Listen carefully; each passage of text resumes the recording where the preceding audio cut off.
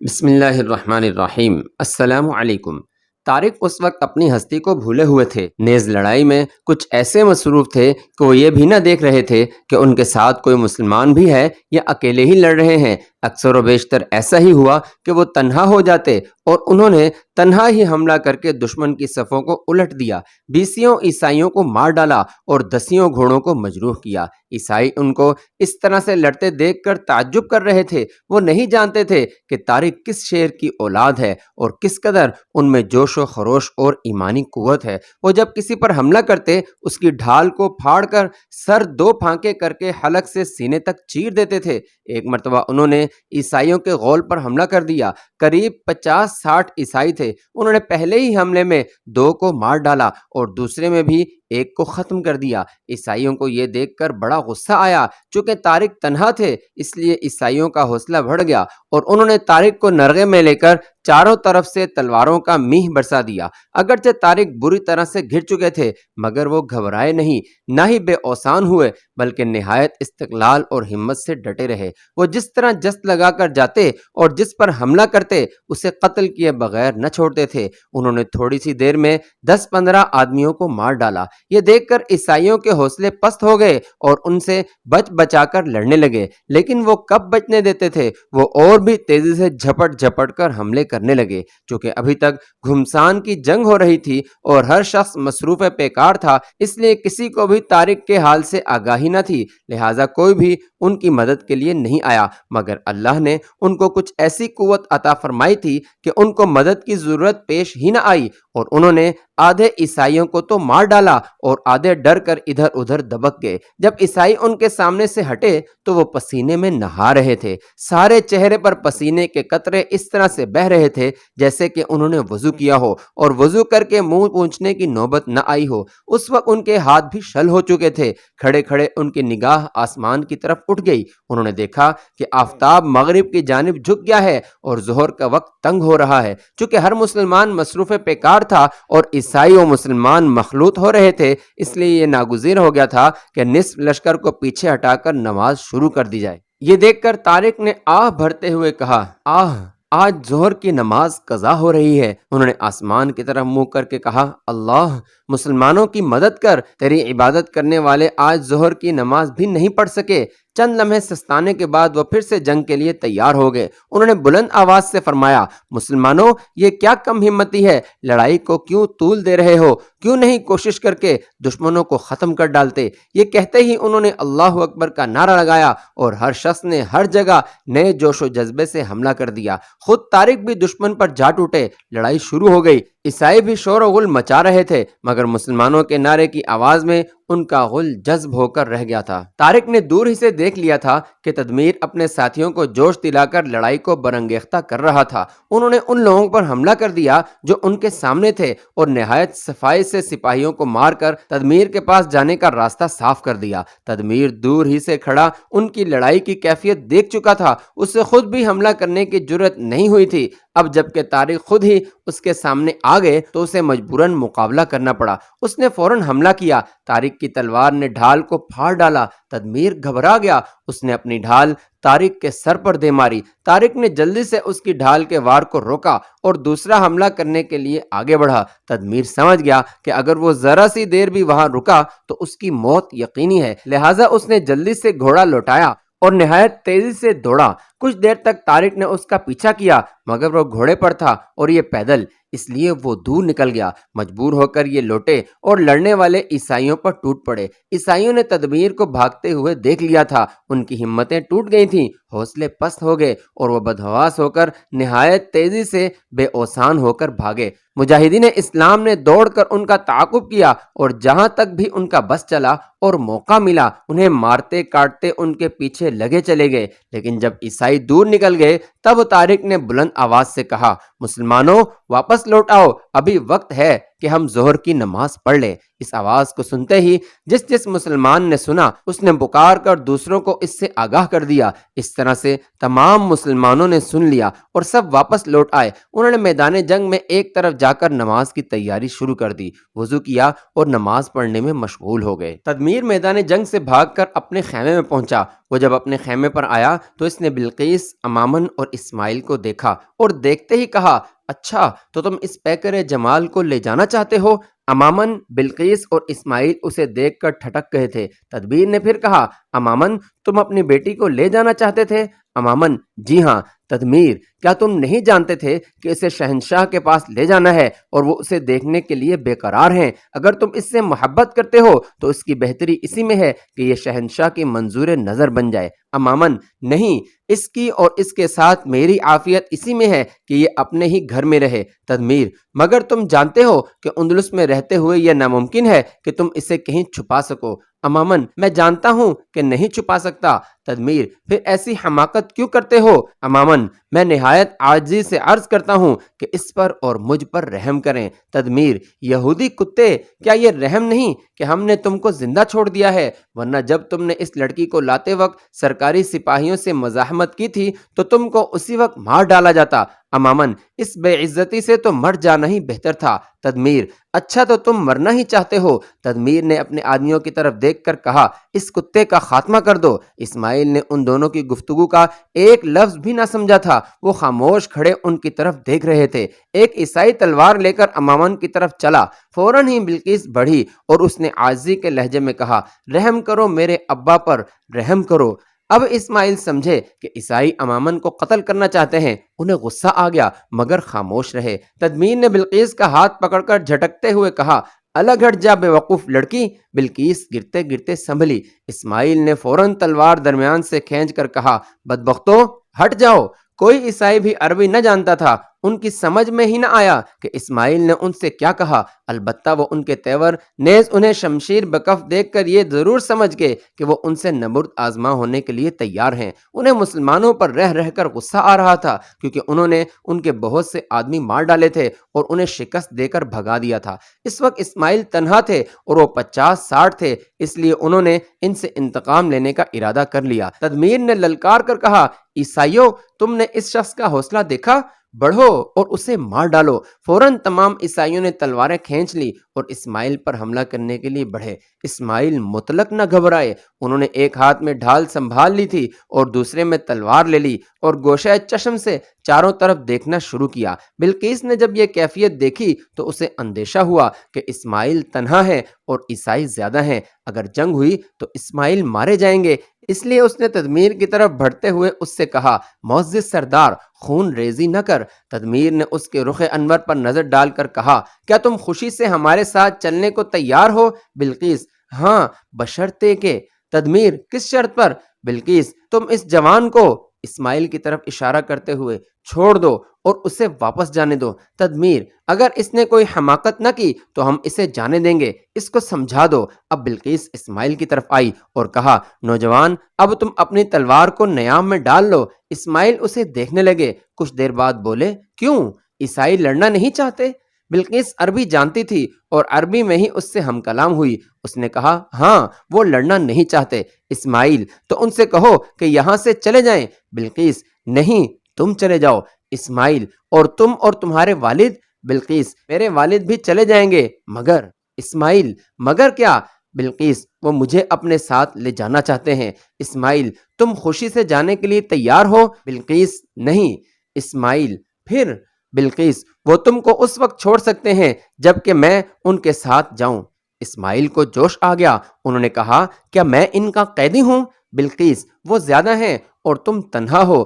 اسماعیل، تم اس بات کا اندیشہ نہ کرو، انشاءاللہ میں تنہا ہی ان سب کے لیے کافی ہوں۔ بلقیس، مگر میرا دل نہیں مانتا۔ اسماعیل، کیا تم میری وجہ سے اپنے اوپر مصیبت لینے کو تیار ہو؟ بلقیس نے بھولے پن سے کہا، ہاں اسماعیل، میں تمہارا مشکور ہوں، لیکن میں کبھی تم کو اپنی زندگی میں انہیں لے جانے نہیں دوں گا۔ بلقیس، وہ بہت زیادہ ہیں۔ اسماعیل، کچھ اندیشہ نہ کرو، ان کو اپنی کثرت پر ناز ہے اور مجھے اپنے اللہ کی رحمت پر بھروسہ ہے۔ تدمیر کی نظر مسلمانوں کی طرف تھی۔ مسلمان نماز پڑھ رہے تھے۔ اندیشہ تھا کہ وہ کہیں پھر حملہ آور نہ ہو، اس لیے وہ جلد از جلد وہاں سے چلا جانا چاہتا تھا۔ جب بلقیس اور اسماعیل کی گفتگو نے طول کھینچا تو وہ بلقیس کے پاس آیا اور اس نے دریافت کیا، یہ نوجوان کیا کہتا ہے؟ بلقیس، وہ مجھے چھوڑ کر نہیں جانا چاہتا۔ تدمیر، جب تو جنگ ضرور ہوگی، اب میں زیادہ دیر نہیں ٹھہر سکتا، تم ایک طرف ہٹ جاؤ اور ہمیں اس کا خاتمہ کرنے دو۔ تدمیر نے بلقیس کا بازو پکڑ کر ایک طرف کر دیا۔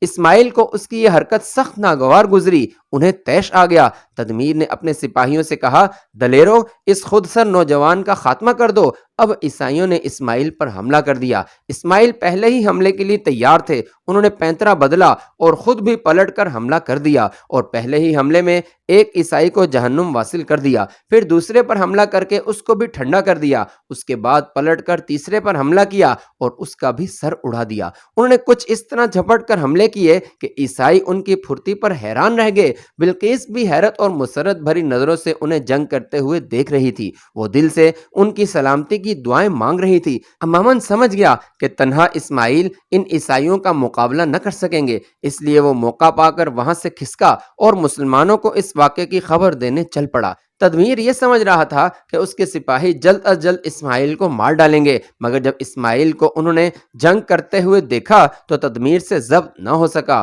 اس نے کہا، خدا جانے یہ کون لوگ ہیں اور کہاں سے آ کودے ہیں، کس چیز سے بنے ہیں؟ مرنا تو گویا جانتے ہی نہیں۔ یہ اکیلا ہے اور ہم 50، مگر پھر بھی یہ قابو میں نہیں آ رہا۔ عیسائی نہایت جوش و خروش سے لڑ رہے تھے، لیکن اسماعیل ایسی پھرتی اور دلیری سے لڑ رہے تھے کہ کسی کو ان کے سامنے ٹھہرنے کی جرت نہیں ہو رہی تھی۔ وہ جس پر کود کر حملہ کرتے اسے ہی مار ڈالتے تھے، پھر فوراً ہی دوسرے پر جا کر حملہ کر دیتے تھے۔ کبھی داہنے اور کبھی باہنے، کبھی آگے اور کبھی پیچھے پینترے بدل بدل کر حملے کر رہے تھے۔ اس طرح انہوں نے 17-18 عیسائیوں کو مار ڈالا تھا اور ابھی تک ان کے دم خم میں کمی نہ آئی تھی۔ تدمیر ایک طرف کھڑا دانت پیس رہا تھا، اگر اس کا بس چلتا تو وہ اسماعیل کے ٹکڑے اڑا دیتا۔ پری پیکر بلقیس کھڑی اسماعیل کی لڑائی کا تماشا خاص نظروں سے دیکھ رہی تھی۔ اسماعیل نے اس عرصے میں 3 اور عیسائیوں کو ٹھکانے لگا دیا تھا۔ تدمیر نے بلقیس کو نرغے میں لے کر ذرا بلند آواز سے کہا، ظالم بے درد، ہٹ جا۔ اسماعیل نے اس کی آواز سنی، انہوں نے نظریں اٹھا کر دیکھا، وہ تڑپ گئے اور اپنے سامنے والے عیسائی کو مار کر تدمیر کی طرف جھپٹے۔ ابھی چند قدم بھی نہ چلے تھے کہ عیسائیوں نے بے شمار تلواریں ان پر برسا دیں۔ وہ جواب دینے کے لیے لپکے اور ایک عیسائی کو مار ڈالا۔ ادھر تدمیر بلقیس کو چھوڑ کر جھپٹا اور اس نے جاتے ہی اسماعیل کی تلوار پر اپنی تلوار مار دی۔ ان کی تلوار ٹوٹ گئی، اب وہ نہتے رہ گئے۔ ادھر عیسائیوں نے ان پر حملہ کرنا چاہا تو تدمیر نے کہا، ٹھہرو، اسے قتل نہ کرو، اسے زندہ گرفتار کرو، حضور بادشاہ رازرک کے سامنے پیش کریں گے۔ یہ سنتے ہی بہت سے عیسائی ان پر جھپٹ پڑے، انہیں گرفتار کر کے ریشم کی ڈوری سے جکڑ دیا۔ اب تدمیر نے بلقیس کو بھی باندھ لیا اور دونوں کو گھوڑوں پر سوار کر کے خود بھی گھوڑے پر سوار ہوا۔ اس کے بقیہ ساتھی بھی سوار ہوئے اور یہ تمام لوگ خیمے سے باہر چل پڑے۔ جب مسلمان نماز سے فارغ ہوئے تو طارق نے کچھ لوگوں سے کہا کہ وہ ان گھوڑوں کو پکڑنے کی کوشش کریں جن کے سوار مارے جا چکے تھے اور جو کہ میدان میں کودتے پھر رہے تھے۔ چونکہ تمام عیسائی گھوڑوں پر سوار تھے، اس لیے جو لوگ مر گئے تھے ان کے گھوڑے میدان میں بھاگتے پھر رہے تھے۔ تقریباً 250 آدمی میدان میں بکھر گئے اور گھوڑوں کو پکڑنے لگے۔ طارق نے یہ بھی کہہ دیا تھا کہ جو شخص جس گھوڑے کو پکڑ لے گا وہ گھوڑا اسی کا ہوگا، البتہ جو زیادہ گھوڑے پکڑ لیں وہ ان کو دوسرے مجاہدین کو دینے ہوں گے۔ کچھ مسلمان شہداء کو جمع کرنے لگے اور کچھ عیسائیوں کی زیرہ بختریں اور ہتھیار اکٹھے کرنے کے لیے میدان میں پھیل گئے۔ طارق یا کسی مسلمان کو پتہ بھی نہیں تھا کہ اسماعیل عیسائیوں کے خیمے میں چلے گئے ہیں اور ان سے لڑ رہے ہیں۔ جبکہ طارق احکام جاری کر رہے تھے، اس وقت امامن ان کے پاس آیا۔ طارق نے کہا، چلو امامن، اب تمہاری لڑکی کو چھڑا لیں۔ امامن نے گھبرائے ہوئے لہجے میں کہا، حضور جلدی کیجیے۔ طارق نے حیرانگی سے اس کی طرف دیکھ کر کہا، جلدی کریں؟ کیا تدمیر اپنے خیمے میں پہنچ گیا ہے؟ امامن، جی ہاں۔ طارق، تم نے اسے جاتے دیکھا ہے؟ امامن، حضور میں اس کے خیمے سے ہی آ رہا ہوں۔ طارق، تمہاری لڑکی محفوظ ہے؟ امامن، جب تک میں وہاں سے چلا تھا وہ محفوظ تھی۔ طارق، اندیشہ نہ کرو، اسے بلقیس کو لے جانے کی جرت نہیں ہو سکتی۔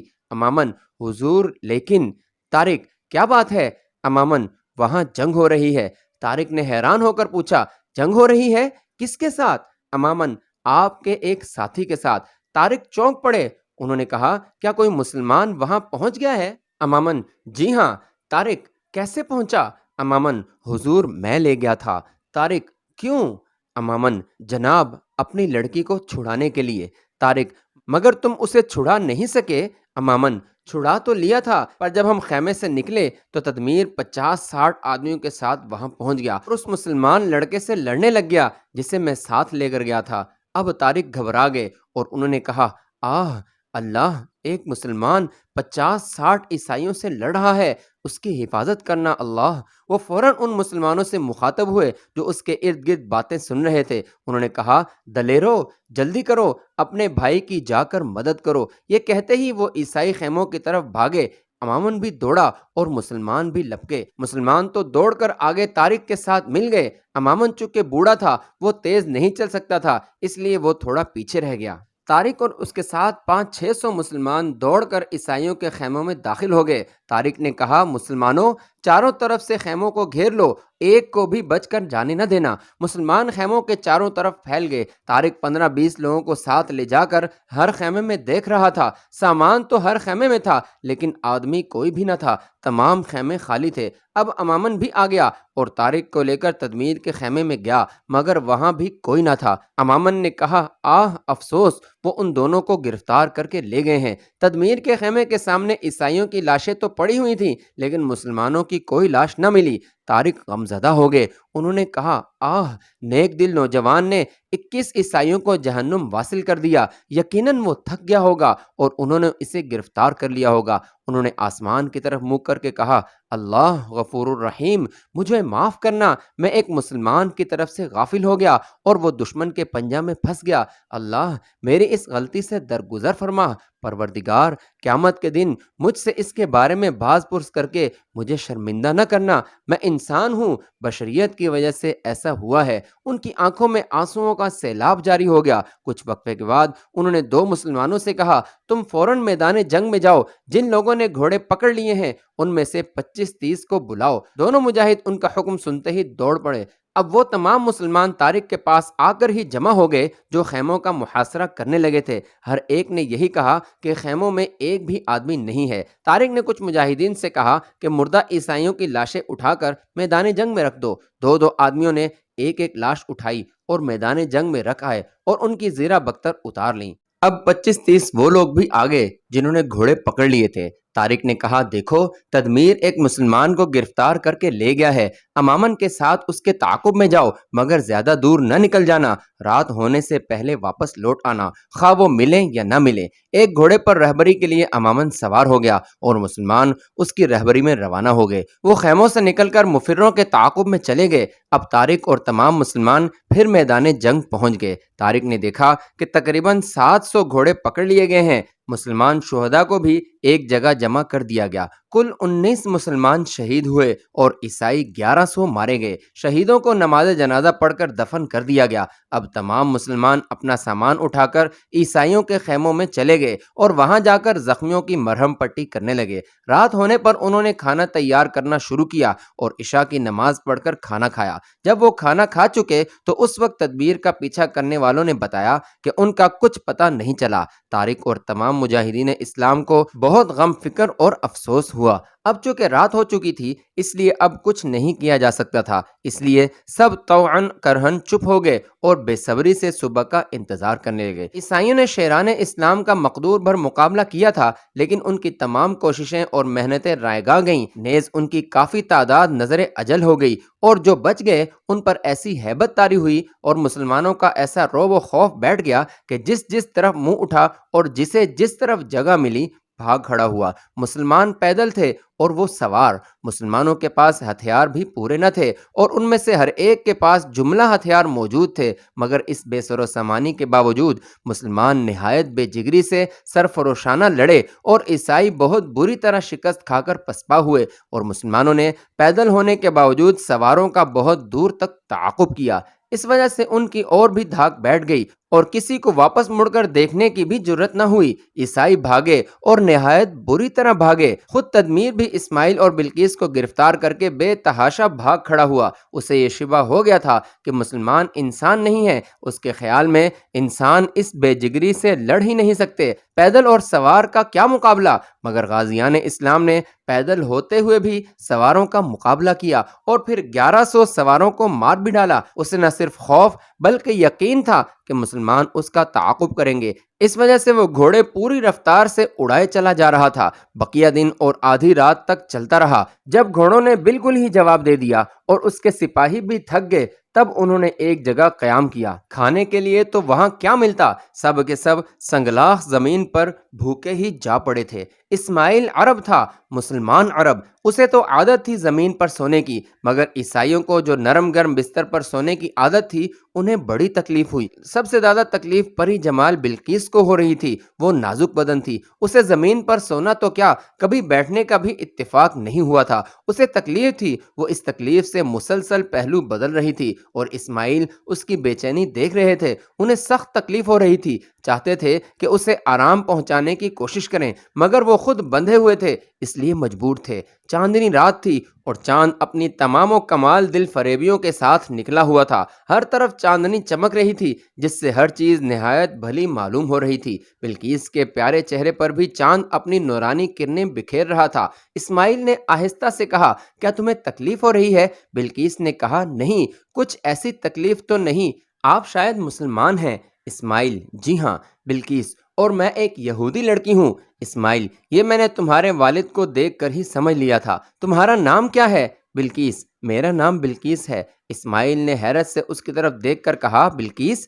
مگر یہودی تو اپنی لڑکیوں کے ایسے نام نہیں رکھتے۔ بلقیس نے مسکرا کر کہا، میرا تو نام بلقیس ہی ہے۔ اسماعیل، عیسائیوں نے مجھے فریب دے کر گرفتار کیا، ورنہ میں ان سے ایک کو بھی زندہ نہ چھوڑتا۔ بلقیس، میرے دل پر سب سے زیادہ اثر آپ کی بہادری کا ہی ہوا ہے۔ باتیں بند کر دو، ایک سپاہی نے کہا، اور خاموش ہو جاؤ۔ نہ خود سوتے ہو اور نہ دوسروں کو سونے دیتے ہو۔ ان کے چاروں طرف سپاہی پڑے ہوئے تھے۔ اسماعیل کو طیش تو بہت آیا، وہ کچھ کہنے ہی لگے تھے کہ بلقیس نے آہستہ سے کہا، اللہ کے لیے چپ رہیں، یہ بڑے بے رحم اور بے تہذیب لوگ ہیں۔ اسماعیل چپ ہو گئے۔ بلقیس بھی خاموش ہو گئی اور دونوں زمین پر پڑے پڑے سو گئے۔ صبح جب بیدار ہوئے تو سورج نکل آیا تھا۔ سب اٹھے اور سفر کی تیاری کرنے لگے۔ اسماعیل نے وضو کر کے نماز پڑھی۔ تدمیر اور عیسائی حیرت سے اسے نماز پڑھتے ہوئے دیکھتے رہے۔ تدمیر نے اپنے ساتھیوں سے کہا، ایسا معلوم ہوتا ہے کہ یہ کوئی عرب ہے جو اپنے آپ کو مسلمان کہتے ہیں۔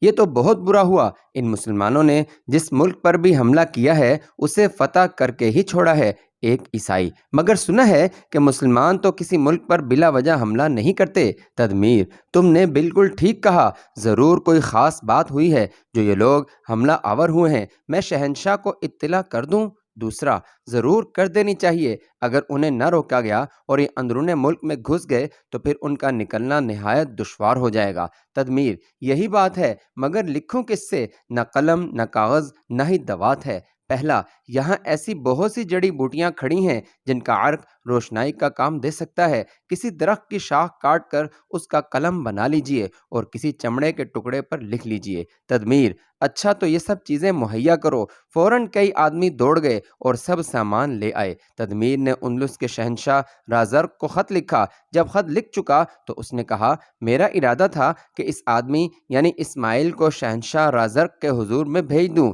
لیکن ایک آدمی کو کیا بھیجوں؟ اگر بادشاہ نے کچھ لشکر بھیج دیا تو سب کو ہی گرفتار کر کے لے چلوں گا۔ پہلا، مناسب تو یہی ہے حضور۔ تدمیر نے ایک خط سوار کو دیتے ہوئے کہا، تم اڑے چلے جاؤ اور جلد سے جلد یہ عریضہ حضور شہنشاہ رازرق تک پہنچا دو۔ سوار نے بہت اچھا کہہ کر خط لے لیا اور گھوڑے پر سوار ہو کر قلی طلح کی جانب روانہ ہو گیا۔ اس کے جانے کے بعد یہ لوگ بھی سوار ہوئے اور شیڈونا کی طرف چل پڑے۔ تدمیر کا قاصد نہایت تیزی سے چلا جا رہا تھا، اسے دارالسلطنت قلی طلح پہنچنا تھا۔